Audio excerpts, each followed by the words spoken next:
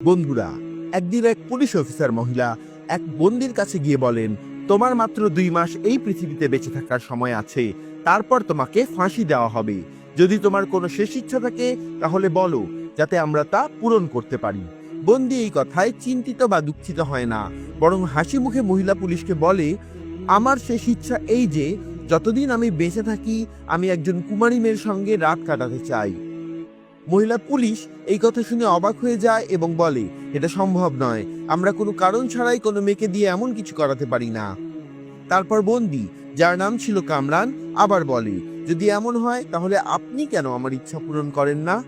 মহিলা পুলিশ, যার নাম ছিল সারা, একটু রেগে যান, কিন্তু ধৈর্য ধরে বলেন, আমি একজন পুলিশ অফিসার, আর একজন পুলিশ অফিসার কিভাবে কোনো বন্দির সঙ্গে এমন কিছু করতে পারে? তারপর সারা কামরানকে জিজ্ঞেস করেন, যদি অন্য কোনো ইচ্ছা থাকে তাহলে বলো, কিন্তু কামরান তার সেই ইচ্ছাই পূরণ করতে চায়। বন্ধুরা, সত্যিই কি সারা কামরানের শেষ ইচ্ছা পূরণ করেছিল? এই সত্য ঘটনা শুনে আপনার শরীরে কাঁটা দিয়ে উঠবে। তাহলে আর দেরি না করে চলুন এই ঘটনা শুরু করি।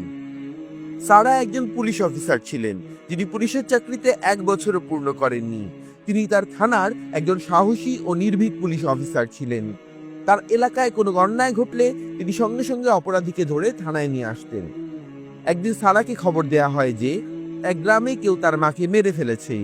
এই খবর পেয়ে সারা সঙ্গে সঙ্গে ঘটনাস্থলে পৌঁছান।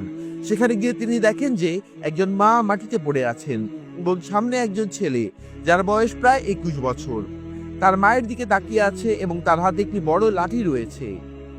সারা ওই ছেলেকে বলেন, তোমার লাঠি ফেলে দাও এবং আমার সঙ্গে থানায় চলো। ছেলে লাঠি ফেলে দেয় এবং সারা তাকে থানায় নিয়ে আসেন। সারাকে 24 ঘন্টার মধ্যে আইনজীবীর কাছে যেতে হয়, তাই তিনি ছেলেটিকে কয়েক ঘন্টার জন্য থানায় রাখেন। সারা তখন ছেলেটিকে কিছু বলেন না। কয়েক ঘন্টা পরে তাকে আদালতে পেশ করা হয়। সেখানে ছেলেটির নাম জিজ্ঞাসা করা হয়। সে নিজের নাম বলে কামরান। আইনজীবী তাকে তার দোষ সম্পর্কে জিজ্ঞাসা করেন, কিন্তু কামরান কিছু বলে না। তারপর তাকে ফাঁসির সাজা শোনানো হয়। এটা শুনেও কামরান ভয় পায় না। তার হাতে কয়েক মাস সময় ছিল। সারা তাকে নিয়ে আবার থানায় ফিরে আসেন এবং একটি ঘরে আটকে দেন। একদিন একজন মহিলা থানায় আসেন এবং সারাকে বলেন, কেউ আমাদের বাড়িতে ঢুকে সবকিছু চুরি করে নিয়েছে। সারা এই কথা শুনে তার সহকর্মীদের বলেন, তোমরা যাও এবং ওই মহিলার বাড়ি থেকে কোনো প্রমাণ জোগাড় করো। কিছু পেলেই সঙ্গে সঙ্গে আমাকে ফোন করো। কিছুক্ষণ পর সারা ও মহিলাকে তার সাথীরা নিয়ে চলে যান। এখন থানায় কেবল সারা এবং কামরান ছিলেন। সারা ধীরে ধীরে হেঁটে কামরানের কাছে যান এবং জিজ্ঞেস করেন, তোমার কি একটু আফসোস নেই যে তোমাকে ফাঁসির সাজা দেওয়া হয়েছে? তারপর বলেন, তুমি তো এখনো ভালোভাবে তোমার অপরাধ স্বীকার করোনি। এসব তোমার নিজের ভুল, আর এমন ভুল থেকে কেউ তোমাকে বাঁচাতে পারবে না। কামরান সারার কথা শুনে শুধু হাসে। সারা একটু রেগে বলেন, তুমি হাসছো? তোমার কি এটা নিয়ে একটুও দুঃখ নেই যে তোমার মা তোমার কারণেই আজ এই দুনিয়ায় নেই? ঠিক তখনই সারার একটি ফোন আসে। তিনি সঙ্গে সঙ্গে ওই মহিলার বাড়িতে যান। সেখানে গিয়ে দেখা যায় যে মহিলার ছেলেই আলমারি থেকে টাকা চুরি করেছিল। এই ঘটনাটি সমাধান হয়ে যায় এবং সারা আবার থানায় ফিরে আসেন। কিছুক্ষণ পর সারার উপর থেকে একটি নির্দেশ আসে, যদি বন্দি কামরানের কোনো শেষ ইচ্ছা থাকে তাহলে জেনে আমাদেরকে জানান। সারা চা নিয়ে কামরানের কাছে যান এবং বলেন, তোমার মাত্র 2 মাস বাকি। যদি তোমার কোনো শেষ ইচ্ছা থাকে তাহলে বলো, আমরা তা পূরণ করার চেষ্টা করব। কামরান আত্মবিশ্বাসের সঙ্গে বলেন, আমার শেষ ইচ্ছা হলো আমি একজন কুমারী মেয়ের সঙ্গে প্রতিদিন রাত কাটাতে চাই। এটা শুনে সারা রেগে যান, কিন্তু নিজেকে সামলে বলেন, এই ইচ্ছা ভুল, কিছু আরেকটা চাও। কামরান জোর দিয়ে বলেন, আমার শুধু এই শেষ ইচ্ছাই আছে। সারা বলেন, এটা কেউ করবে না, কোনো মেয়ে এটা মানবে না। কামরান হেসে বলেন, আপনিও তো একজন মেয়ে এবং সম্ভবত এখনো বিয়ে করেননি, তাহলে আপনি কেন আমার ইচ্ছা পূরণ করছেন না? এটা শুনে সারা চমকে ওঠেন। তিনি চান না অন্য কোনো মেয়েকে এতে যুক্ত করা হোক। কিছুক্ষণ চিন্তা করে তিনি বলেন, ঠিক আছে, রাতে দেখা হবে। রাতে সারা তার পুলিশ ইউনিফর্ম খুলে শাড়ি পরে কামরানের কাছে যান। কামরান তাকে দেখে খুশি হয়, কিন্তু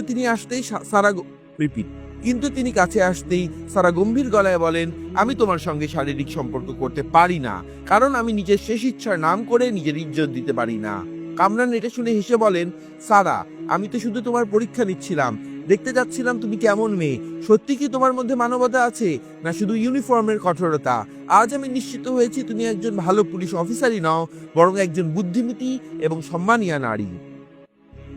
সারা এটা শুনে অবাক হন এবং তার চোখে এক নতুন আলো দেখা যায়। তারপর তিনি জিজ্ঞেস করেন, এখন সত্য করে বলো, তুমি কি সত্যিই তোমার মায়ের সঙ্গে কিছু করেছিলে?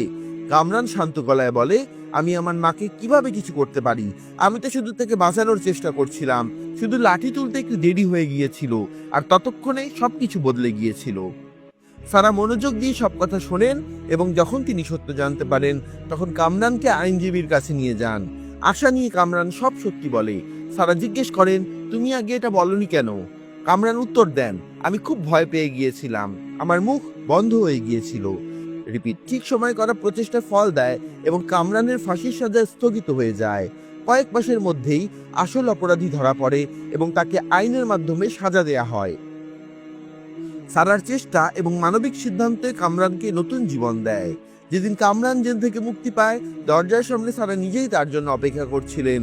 কামরান সারার চোখে তাকিয়ে বললেন, আজ আমি জেল থেকে শুধু নয়, সেই দায়িত্ব থেকেও মুক্ত হয়েছি যা আমার উপর অন্যায়ভাবে চাপিয়ে দেওয়া হয়েছিল, এবং এটা সবই তোমার জন্য সম্ভব হয়েছে। সারা হেসে বলেন, এখন তোমার জীবন তোমার সামনে খোলা পড়ে আছে, ভালোভাবে তা কাটাও। কয়েকদিন পর কামরান সুন্দর পোশাক পরে, হাতে ফুল এবং প্রস্তাব নিয়ে সারার বাড়ি যায়।